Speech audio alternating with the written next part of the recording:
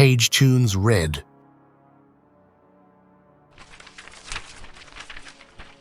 From the pages of Page Tunes magazine, monthly number 3, March 2024. Story and artwork by Michael Zeigerlig. Midnight broadcast. The sun hung low in the sky, casting long shadows over the vast desert landscape. At the roadside motel, nestled amidst the barren expanse, the day was drawing to a close. Inside the small reception area, the air was still, permeated only by the hum of the air conditioner and the occasional creak of old floorboards. The receptionist, an elderly woman with soft wisps of gray hair framing her weathered face, glanced up as the door softly opened. A gentleman entered, introducing himself as James Morris, standing at about 5'8", with dark hair and eyes. "Good evening, sir," the receptionist greeted him warmly, her voice offering a comforting presence. James returned the smile politely, acknowledging her greeting. "Thank you," he replied. "I'm here to check in." As he made his way towards his room, the door swung open once more, ushering in a burst of golden light from the setting sun. A woman entered, about 5'5", blonde hair and green eyes, wrapped in a red dress as she stepped into the dimly lit reception area, her presence commanding attention.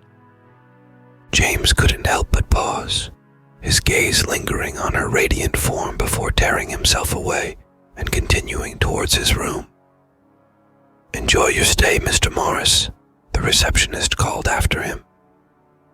As the woman in the red dress approached the desk, she extended a graceful hand towards the receptionist. "I'm Claire Stanford," she introduced herself with a warm smile, her voice carrying a gentle confidence.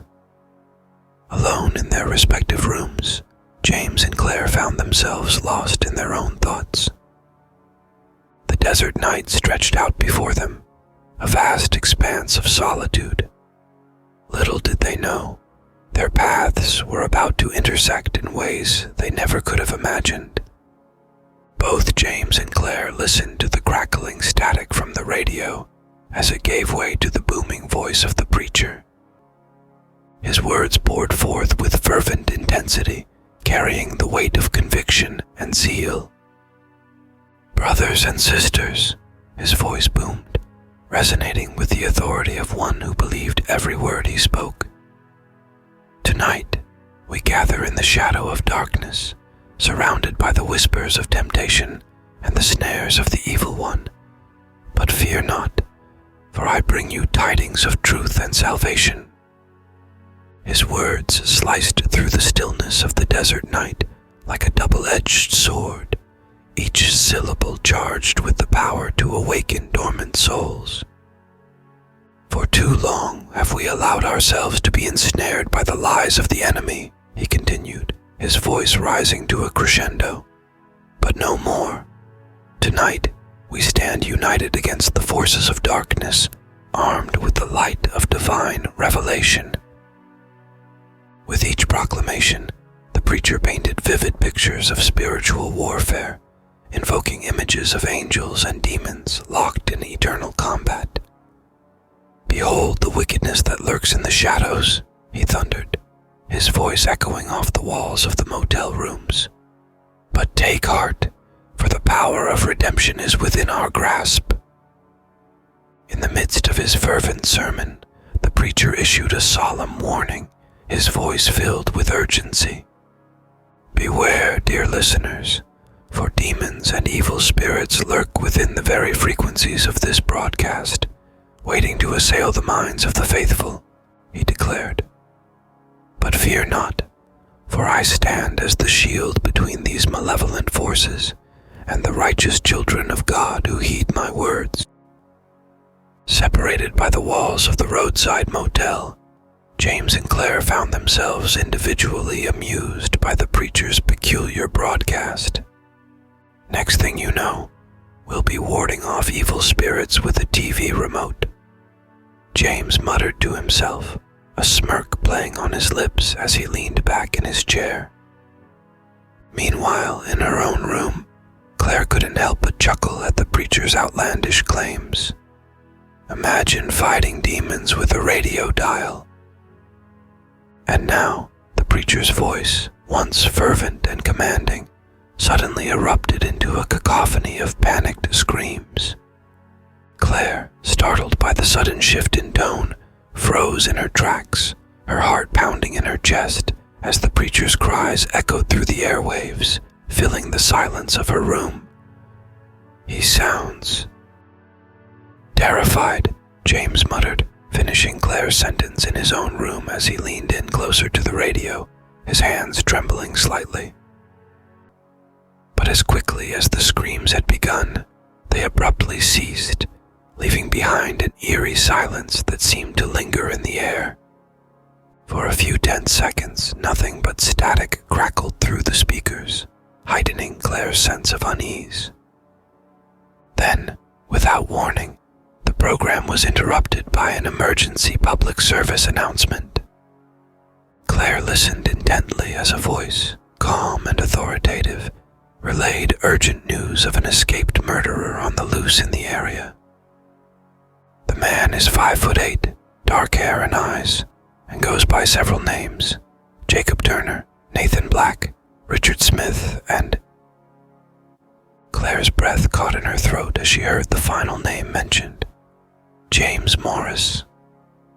Panic flickered in her eyes as she muttered to herself, "That's the man I just saw at the reception." Alone in her room, she was left to grapple with the sudden turn of events. Claire's heart raced as she hurried through the dimly lit corridor of the roadside motel. Fear gnawed at her insides as she reached the deserted reception area, her breaths coming in shallow gasps. To her dismay, there was no receptionist in sight, only an empty desk bathed in the soft glow of the flickering overhead light. A sense of foreboding washed over Claire as she scanned the room, her eyes darting from corner to corner in search of any sign of life. Claire ventured further into the deserted space, her senses on high alert. It was then that she noticed something glinting in the dim light of the adjacent kitchen area. With cautious steps, she approached, her heart pounding in her chest. There, on the countertop, lay a large knife, its blade gleaming ominously in the faint light. Fighting back a rising tide of panic, Claire reached out and gingerly picked up the knife, her fingers trembling as she gripped the handle tightly. With each passing moment, the sense of danger seemed to loom larger, enveloping her in a suffocating haze of fear.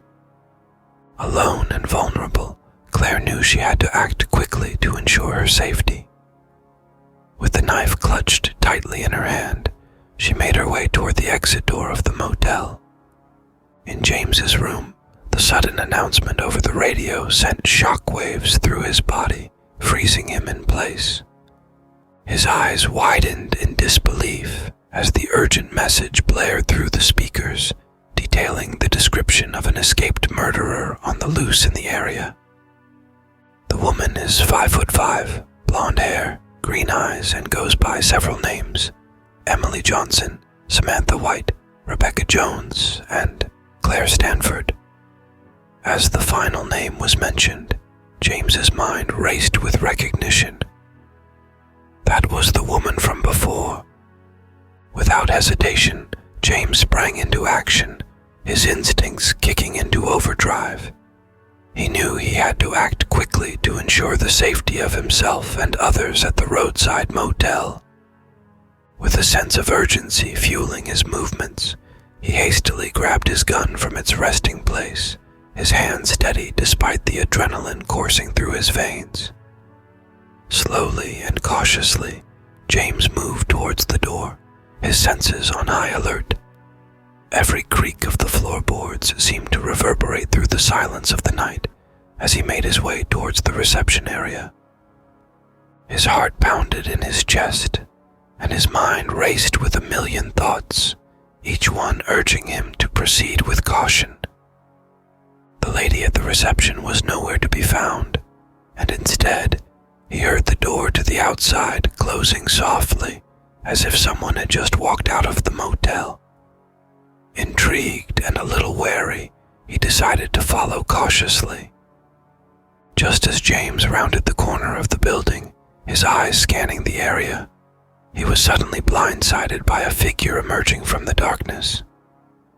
Claire, her features contorted with desperation, lunged at him with unexpected force, catching him off guard. Reacting on pure instinct, James braced himself for the impact, his muscles tensing as he grappled with Claire in a frenzied struggle, seizing her hand that held the knife. They collided with brutal force, their bodies locked in a deadly dance of survival. Claire fought with a ferocity that belied her slender frame, her movements fueled by a primal instinct to overpower her opponent.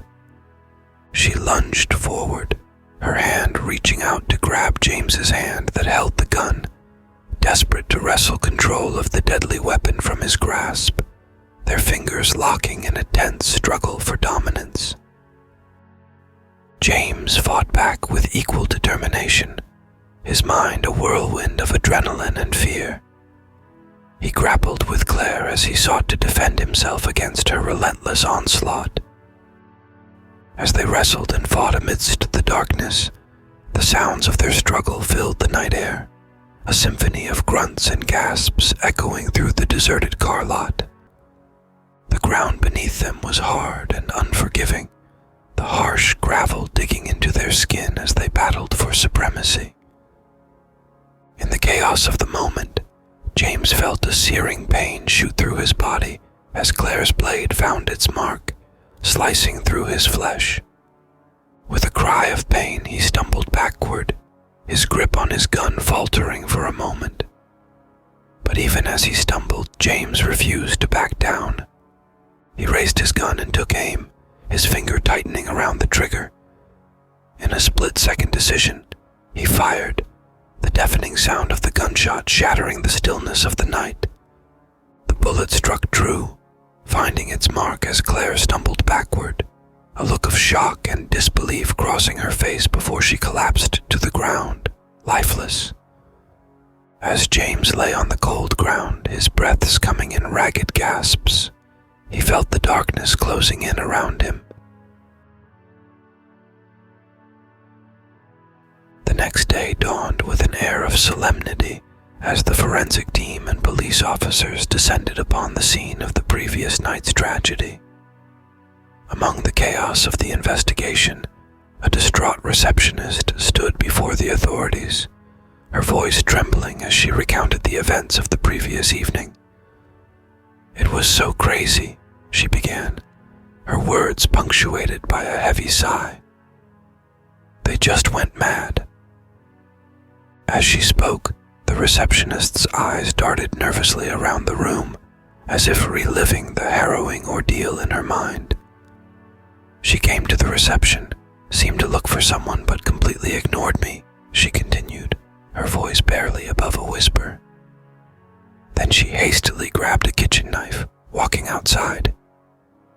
The receptionist's hands trembled as she recounted the incident. "I was scared but decided to follow her outside. That's when I saw the man come outside too, holding a gun," she recounted, her voice trembling with emotion. "I shouted and yelled, but it was as if I wasn't even there." Her words hung heavy in the air, the weight of the tragedy settling over the room like a suffocating blanket. "They were fighting in the parking lot, but it was as if I were invisible to them," the receptionist concluded, her voice barely a whisper. "As if they couldn't hear or see me."